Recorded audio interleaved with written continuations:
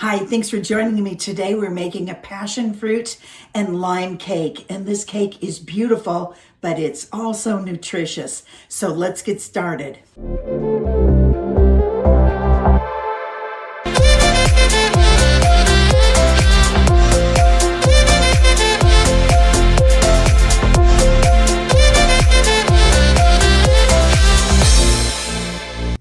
Okay, we're starting our cake, and like every cake, the dry go with the dry together, sifted, and then the wet go with the wet, and then we combine. So we're going to start with 1 cup of our all-purpose flour, 1/4 cup of whole wheat flour, and 1/2 of a cup of oat flour. And this gives it some texture and of course a little bit of fiber, because even when I'm making a cake, my goal is to make it healthier version.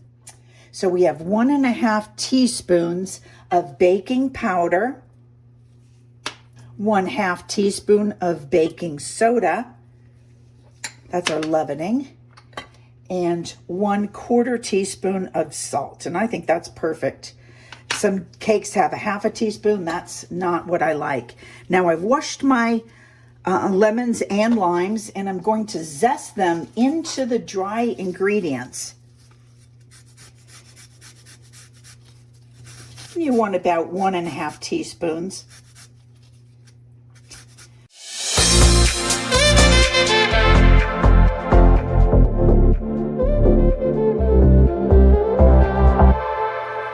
Okay, and then 1/2 of a cup of our coconut sugar. And I don't use this a lot because I usually use dates.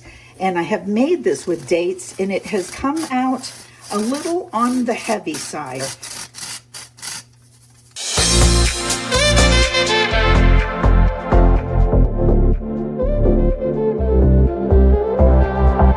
And then for our wet, we have 3 large eggs that are room temperature.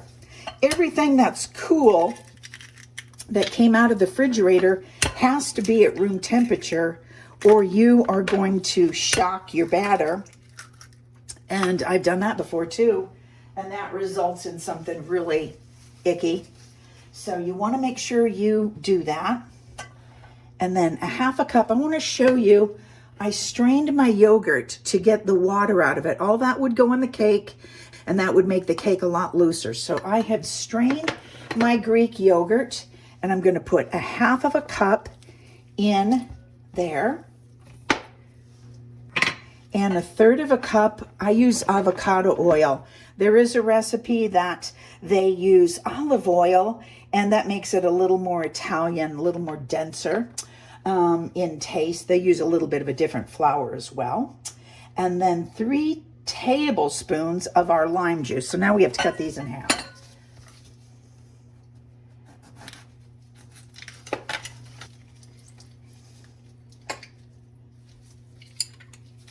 3 tablespoons.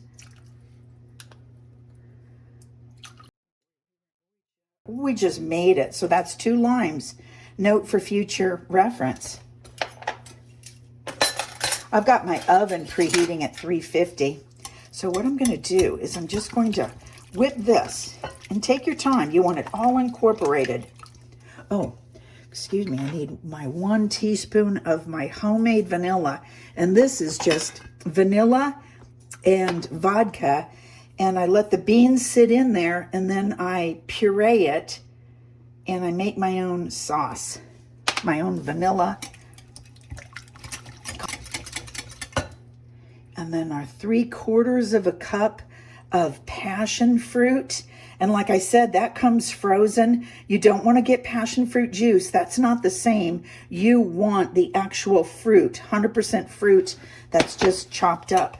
And usually it comes with a seed, and the seeds must be in there because the passion fruit has that little black seed.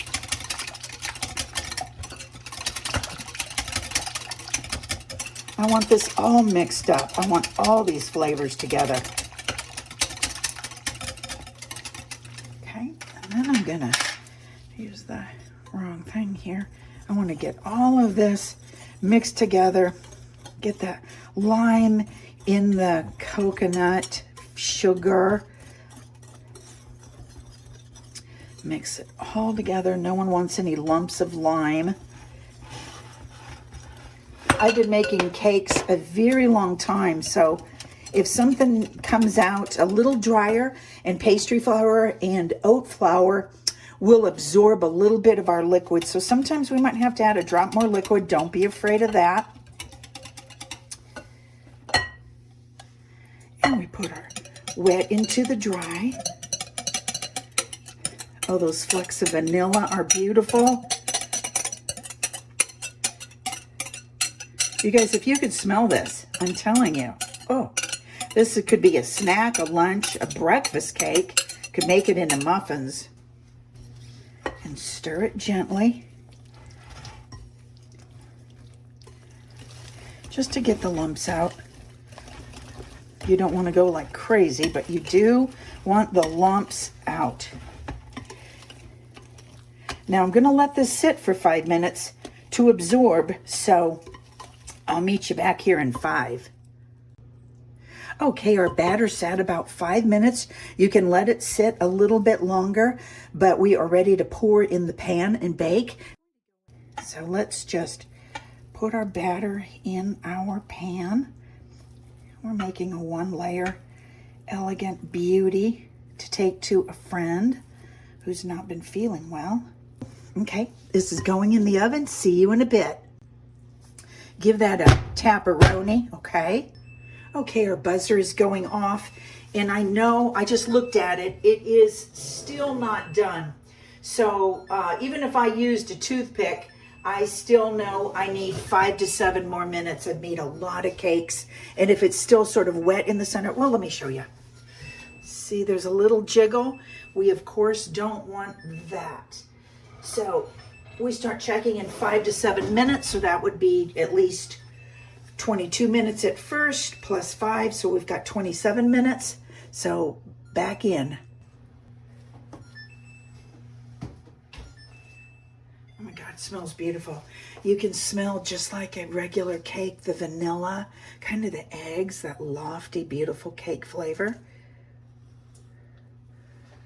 See, there's what we want, is a dry, kind of a dry crumble. Okay, I'm gonna let that sit and cool off. It has to cool off before we start our yogurt honey frosting. Okay, and to start our very easy frosting, and this is so forgivable, so you are able to add anything you'd like, but we start with some cream cheese.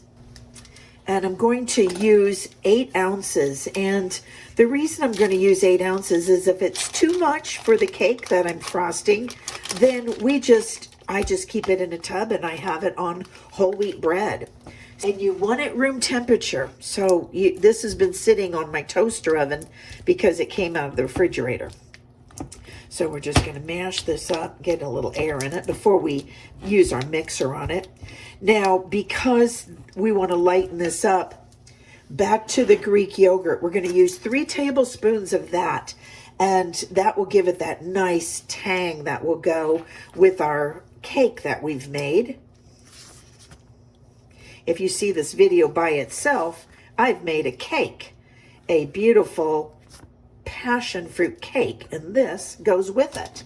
And then you can use date syrup, or you can use regular honey. Or if you don't have that, you could heat up some water, add in some medjool dates, and make your own syrup. Coconut sugar, you would have to melt down a little bit with water to get it so you could get it in here like a syrup. And then we're going to put in 3 tablespoons of honey. This is going to make a lot, and that's a lot of honey. And I'm going to add just 3 tablespoons of my passion fruit. And this is 100% passion fruit. This is not syrup. This is ground passion fruit. It comes in like passion fruit ice cubes. It's 100% fruit. So I'm going to stir this. But it's totally up to you what you're going to do with this too. So we're just going to kind of get this going here, and then I'm going to get out my mixer. because we have to get this smooth. Oh my God, you guys, this smells so tropical. I am going to give it a squeeze of lemon too. You know, you want about a teaspoon just to bring out the brightness of your other fruit and to kind of slow the roll of your honey. Okay.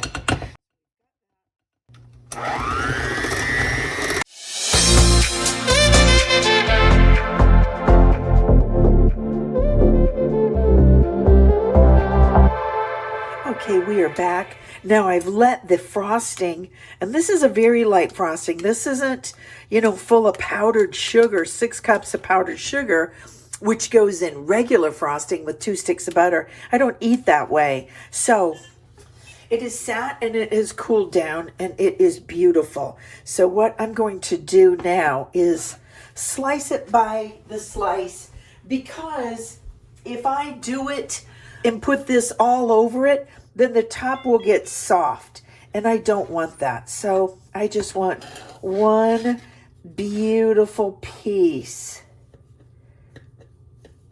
And that's a big piece. Okay. And I'm just going to put a dollop of our cream cheese, honey, vanilla, passion fruit sauce on there.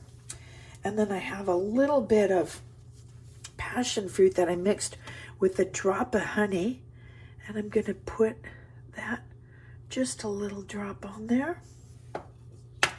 And then I've got some dried flowers, and I put those on things that are very natural. It gives them a little bump of color. Purple goes so beautifully with yellow. So that's what we did. Now you could put a dollop of whipped cream on top if you like. It's up to you. But this is our beautiful, natural passion fruit cake. I am on the passion fruit cake day 2.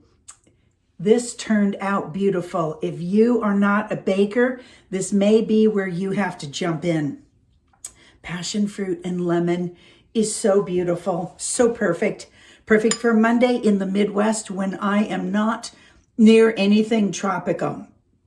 I want to thank you for watching. Please like and subscribe, and I will see you soon. Yum.